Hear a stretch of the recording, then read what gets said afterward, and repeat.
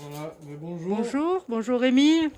Moi c'est voilà, donc Rémi, j'ai 30 ans et je suis paysan maraîcher en bio à la Treille depuis maintenant 8 ans. Avec ma compagne Manon qui est pas là aujourd'hui mais qui m'accompagne bien souvent dans mon travail. Et donc là sur l'étal on a un petit peu de tout. Bon, c'est les produits de saison, hein, donc on fait avec ce que la nature nous donne en temps et en heure. Donc là, on est en début décembre, donc on est sur les légumes pour faire la soupe, quoi, surtout. Ouais, mais il y a quand même le choix, hein. Ouais, il y a quand même un petit peu de quoi faire. Après, on travaille aussi avec d'autres producteurs bio, comme les pommes, les poires, là, qui sont sur Arles. C'est le Mas d'Aussin, il s'appelle. Il y a un petit peu des clémentines de Corse, et puis voilà, quoi, histoire d'étoffer un peu la gamme, pour que Mhm. quand les gens ils viennent, ils aient un petit peu de quoi faire. Ouais, mais c'est super, hein. Tu te trouves sur Marseille et Mm. Voilà, et du coup, ça fait maintenant 8 ans, on essaie de faire une production assez diversifiée, donc il y a aussi ma compagne, elle fait un peu tout ce qui est tisane, regarde, c'est là. Il y a un petit peu des tisanes, des sirops. Là en ce moment, bon, comme c'est bientôt Noël, elle fait des petits coffrets de Noël à 15 € avec un sirop, une tisane et un pot d'herbe de Provence ouais, c'est pour sympa. découvrir, Mhm. quoi. Après, nous, on fait un petit peu aussi nos conserves l'été quand on a un peu trop de choses. Donc, du Mhm. gazpacho, du coulis, la ratatouille et de la soupe. Voilà. Tu fais du bio, uniquement du bio. Ouais, alors du bio, on est certifié par EcoCert depuis le début. Mais c'est un petit peu plus que ça. Alors là, il va falloir que je te montre le champ pour expliciter un peu tout ça. Vas-y. Alors, on va prendre une petite fourche parce que ça se passe à la base dans la terre. C'est la base de tout, la base du support de la vie. C'est le sol. Et il faut comprendre le sol, comprendre comment ça fonctionne pour arriver à Mhm. faire pousser des plantes en bonne santé et qui nous mettent en bonne santé. Alors bon, on va pas aller bien loin. Alors, je sais pas si tu arrives à me demander. Ouais, je vais me débrouiller. Peut-être sur le sanglier. Ah, je vois que tu as mis des coquilles d'huîtres là. Oui, bon là c'est les restes, c'est un peu, si tu veux, c'est un peu ma parcelle. Mais ça signifie quoi? Ben là c'est les gens qui veulent ramener leurs déchets, ils ramènent leurs déchets organiques et ils la jettent sur cette parcelle. C'est un peu la parcelle D'accord, sur laquelle je fais composter tous les déchets. d'accord. Ah. Bon là c'est un vieux carton d'une commande que j'avais, tu vois. Bon, ça me sert de paillage pour étouffer les herbes en dessous. En même temps Mhm. ça protège le sol. Bon, ça c'est une technique, hein, mais je pratique pas que celle-là, c'est très minoritaire comme technique Donc en fait, que j'utilise. zéro plastique, en fait, j'essaye de faire du zéro plastique. Alors, plastique, on en utilise un petit peu, mais ce sont des toiles tissées, ce sont des toiles qui vont durer quand même entre 5 à 10 ans Mhm. et qu'on va réutiliser chaque année. Autrement, on utilise beaucoup de paille ou de matière organique naturelle, donc Des copeaux. copeaux de bois, Mhm. ouais, ça s'appelle le bois raméal fragmenté. Qu'on met sur le sol. Et tu vois, par exemple, cette parcelle, ça fait 8 ans qu'elle en a reçu. Et je sais pas si vous pouvez voir là un petit peu. Bon, là, il y a un petit champignon. Voilà. Ah ouais, Et les ah ouais, champignons, en ouais. fait, ils dégradent le bois. Et ça, c'est très important parce que euh, il faut un sol avec divers êtres vivants pour qu'ils soient en bonne Ouais, santé. tout à fait. Et toi, tu as quoi comme formation? Moi j'ai fait un BTS en agronomie système des cultures, donc c'était orienté sur l'expérimentation des céréales, donc des choses un peu intensives quand même, Mhm. où on utilisait des produits, des pesticides, des engrais qui n'étaient pas des engrais bio mais des engrais chimiques, donc On va dire c'est du c'était du conventionnel, hein. conventionnel. Mhm. Bon, ça me plaisait pas trop, donc suite à ça j'ai Mhm. fait une autre formation qui s'appelle le BPREA. C'était donc il y a maintenant presque 10 ans. Et le BPREA, c'est le brevet professionnel responsable d'exploitation agricole en maraîchage bio. Et là, du coup, j'ai eu l'occasion de me former chez Jérôme Laplane, qui est à Roquevert, qui est un peu le parrain du bio dans le coin. Et donc j'ai fait une année chez lui, puis après j'ai eu l'opportunité de reprendre la ferme ici en 2012, puisque je travaillais pour les propriétaires qui sont ici et qui exploitaient déjà la ferme en bio depuis 5 ans. Donc ils ont remis en état là, le vallon, hein, donc, Mhm. il y a quand même une quinzaine de restanques. Enfin, ici il y avait 3 mètres de broussailles avec des pins partout, donc ils ont fait un énorme travail pour mettre à jour les restanques, etc. Puis pour les faire produire aussi. Oui, voilà, ouais. Mhm. Et puis j'ai repris ça donc, dans la foulée. Ouais. Donc là, tu vois, le sol, il est noir. Bon, là, il y a un petit vert. On a Ouais. trois types de vers de terre, hein. Ça, c'est un épigée. Ouais, c'est ça qu'on n'a plus, hein. Voilà. Et les vers de terre sont les architectes du sol et les acteurs de la fertilité naturelle des sols. Bon, là, il n'y en a pas des masses, tu vois, finalement, parce qu'ils ont déjà fait leur job. Ils ne doivent pas avoir trop à manger. Bon, il y en a un peu par-ci par-là. Voilà. Ouais. Il y en a pas des gros, là c'est surtout des petits, ce sont des vers de surface. Donc eux, c'est-à-dire qu'ils mangent un peu justement les composts. Mhm. Tu vois, bon, il y en a un peu. Et là, concrètement, qu'est-ce que tu vas y faire sur cette parcelle-là? Alors là, celle-là... Une fois que tout sera... Je vais pas te dire ce que je vais y faire parce que je le sais pas. Tu sais pas.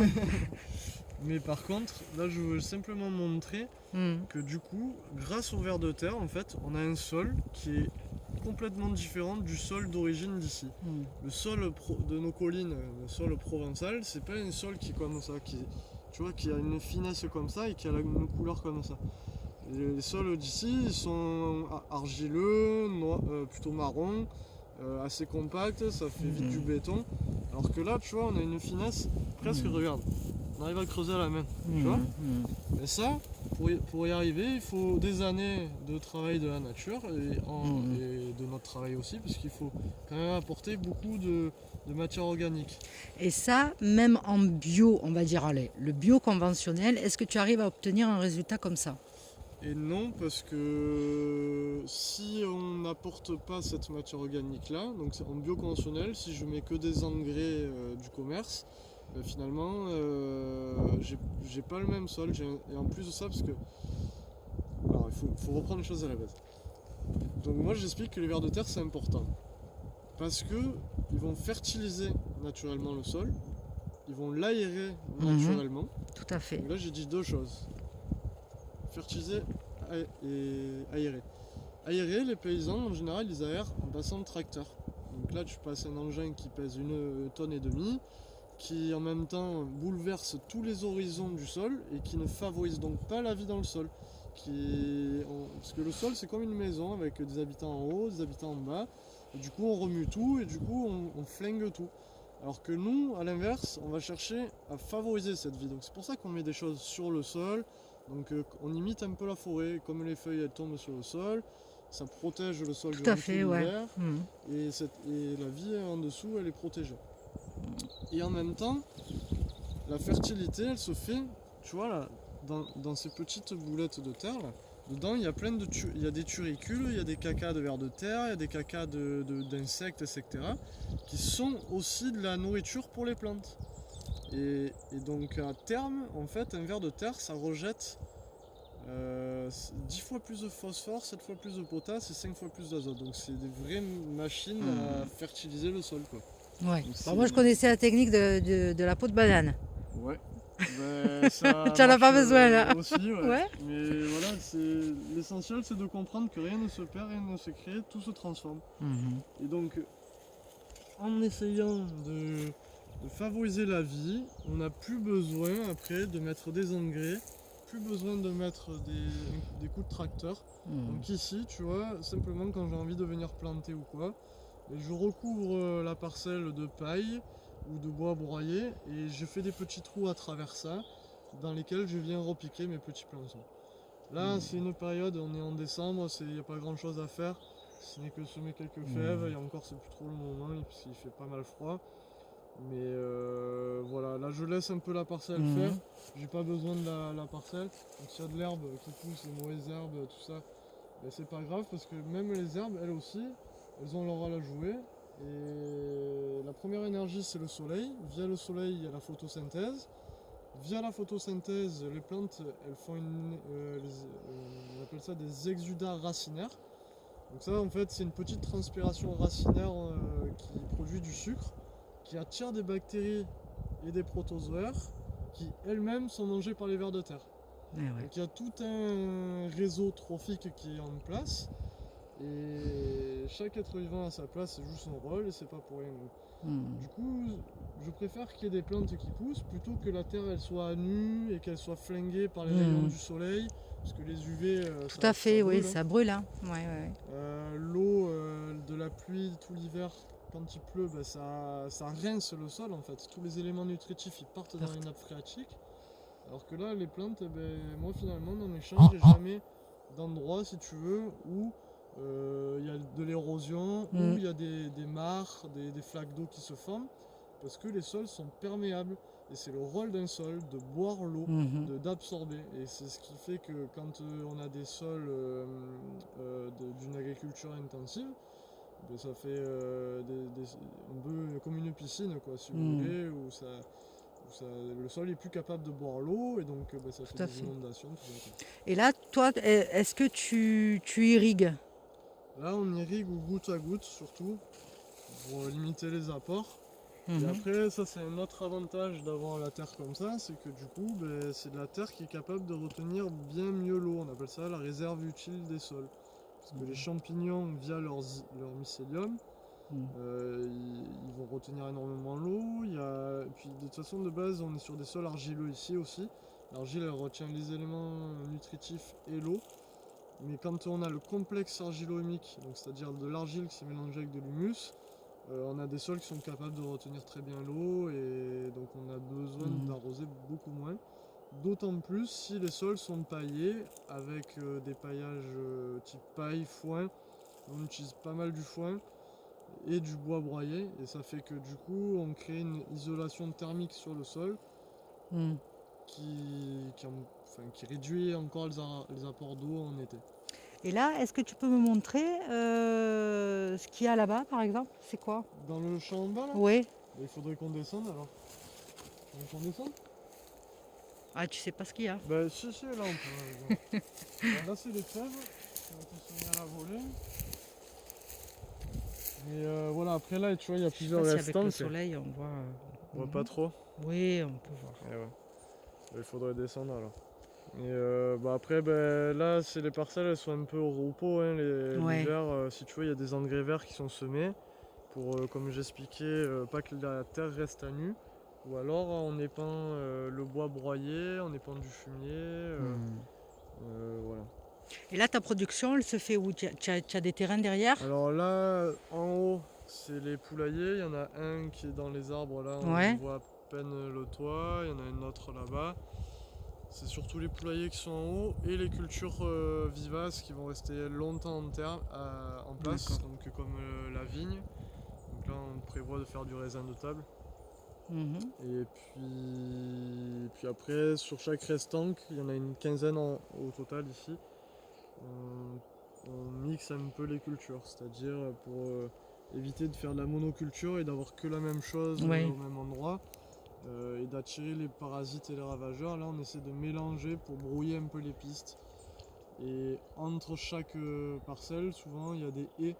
Et dans les haies, on a des insectes auxiliaires qui vont venir hiberner, passer l'hiver. Par exemple, dans un roncier, c'est tout bête, mais les coccinelles, elles hibernent. Et du coup, si on flingue le roncier, il y a moins de coccinelles. Et pareil, les fèves, c'est les premiers légumes à attirer les premiers pucerons au printemps.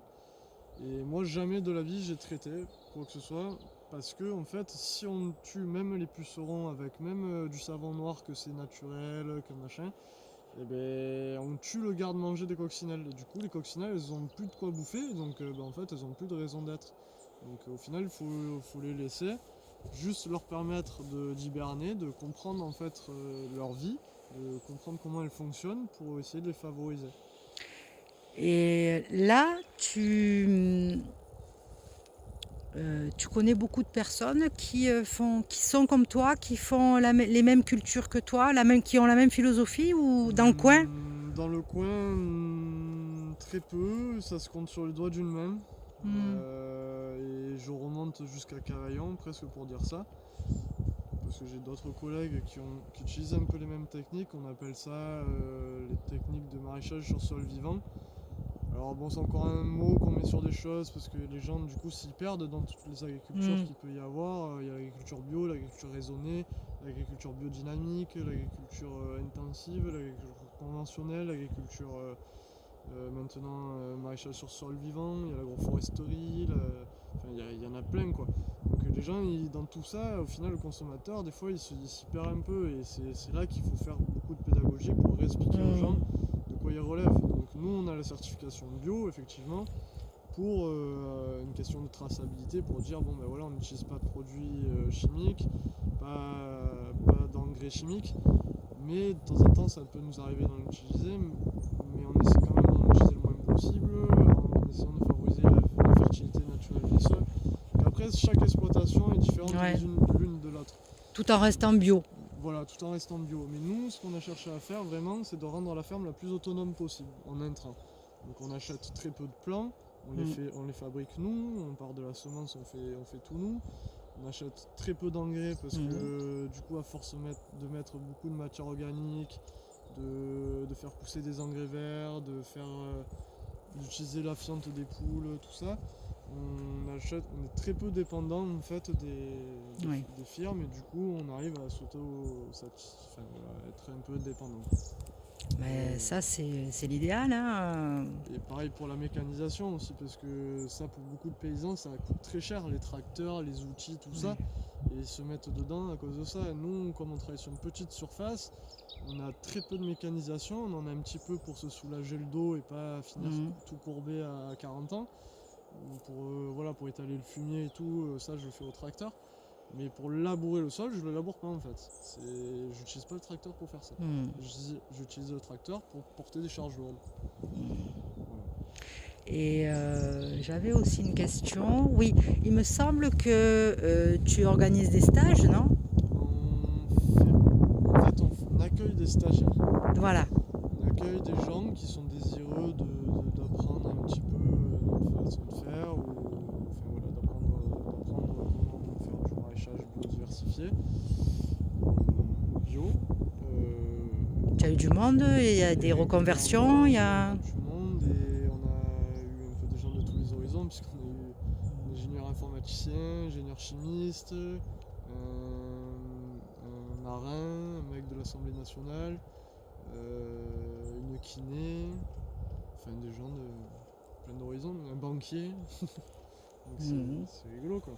Il y a des gens qui au final veulent revenir à des choses utiles, où ils se sentent utiles, des choses un peu plus simples et plus saines, qui ont du sens, quoi. Ouais, qui ont du sens. D'accord. Voilà, donc ça donne pas mal d'espoir de voir qu'il y a quand même un engouement par rapport à tout ça. Après, pour les gens qui ont le désir de s'installer et d'en faire leur métier, parce qu'il faut savoir quand même qu'en France, il y a moins de 3% de la population active qui travaille dans le domaine agricole. Et il y a donc encore moins que ça en pourcentage. Il y en aura peut-être un peu moins, hein. Bientôt. Hein. Alors il y a deux choses, il y a les vieux agriculteurs qui partent à la retraite et les jeunes ou moins jeunes qui ont le désir de s'installer mais qui pour l'instant galèrent à trouver des terres agricoles. Donc j'espère que la mairie de Marseille, d'une manière générale, le pays va faire en sorte qu'on retourne vers une agriculture plus petite, plus à échelle humaine, qui est plus en accord, en cohérence avec les êtres humains que nous sommes, hein, mais oui, bien sûr. Parce que là, dans une petite parcelle comme ici, ça fait un peu moins d'un hectare. En fait, on a pas mal de biodiversité et on favorise la biodiversité en favorisant les différents habitats, tout simplement. Et là, le fait d'avoir laissé pousser des haies, on a des petits oiseaux. Il faut savoir que les oiseaux, ils ont disparu. Ouais, mais je les entends là. Depuis 50 ans. C'est tout ça parce que les abeilles qui disparaissent parce qu'on est en train de tondre en permanence tous les dimanches nos pelouses et nos choses. Et si on laisse plus une fleur pousser, les abeilles n'ont plus rien à manger. Donc il faut essayer de mélanger un maximum la vie, quoi, en fait. Et on a tellement appelé ça les mauvaises herbes, les déchets verts. Voilà, il faut que ce soit propre, machin. Qu'au final, la nature elle empathie, quoi. Il faut à l'inverse aussi, aujourd'hui essayer de rediversifier ces milieux-là, de mélanger les plantes, de laisser un peu la nature s'exprimer, laisser un carré dans votre jardin où vous ne tondez pas la pelouse à chaque fois, vous laissez les plantes venir en fleurs et ça fait de la nourriture pour les insectes et les abeilles. C'est Oui. important. Après, voilà, peut-être pas tout le monde n'a envie d'avoir des insectes dans son jardin. Enfin, c'est Ça pas moi dépend qui ce qu'on parle, veut. hein, Ça dépend mais ce c'est qu'on veut. c'est pas. Parce que si on a des insectes, on a de la nourriture. C'est une pour les idiotie, oiseaux. je veux dire. C'est une idiotie parce que quand tu regardes les insectes, même s'ils sont pas beaux, ils sont là parce qu'il y a une raison, hein. Eh oui. Oui, Voilà. parce que derrière, je sais pas moi, la chenille qui est dans ton jardin, il y a un oiseau qui vient la bouffer. Moi, sur mes choux, je les traite pas. Il y a des années de ça, on les traitait avec un produit autorisé en bio qui s'appelle le Bacillus thuringiensis. C'est une bactérie qui donne l'énergie de nos chenilles qui les fait crever. Et ça tue tous les chenilles. Donc en fait, tous les papillons. Alors les gens ils sont là, oh, c'est beau les papillons. Oui, c'est beau, mais si en fait, du coup, vous tondez l'herbe en permanence. Alors sur le fenouil, en l'occurrence, on a souvent une chenille qui s'appelle. C'est une grosse chenille, elle est comme ça, elle est magnifique, elle est verte, rouge, noire, enfin elle est orange. Et c'est la chenille du plus gros papillon d'Europe, c'est le macaron. Et ce papillon-là, il est presque en voie de disparition parce que tout le temps on tombe les choses.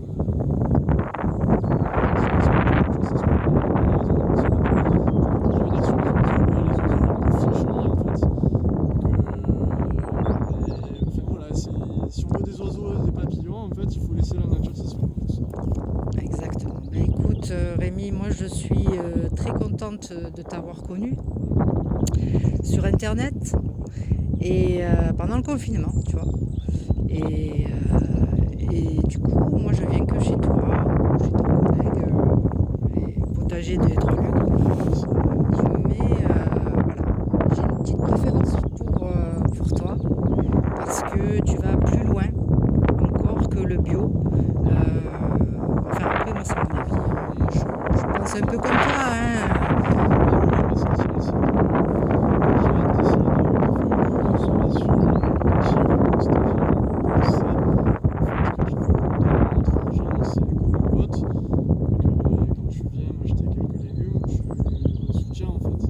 Tout à fait, tout à fait. On est toujours là aujourd'hui, et sinon on serait plus là, on serait parti faire autre chose. Mais merci de venir nous acheter des bons légumes et de nous soutenir plutôt que.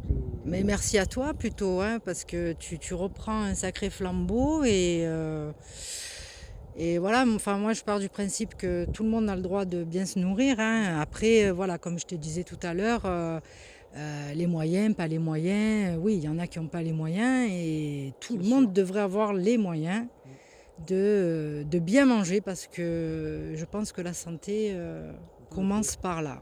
Oui. Ah oui, bah oui. Voilà, On est ce qu'on mange. on est ce qu'on mange. Donc ça c'est sûr, c'est très important de faire attention à ce qu'on mange. Mm. Mais je te remercie Je t'en prie, et voilà, merci. je t'en prie. Bonne journée. Bonne journée.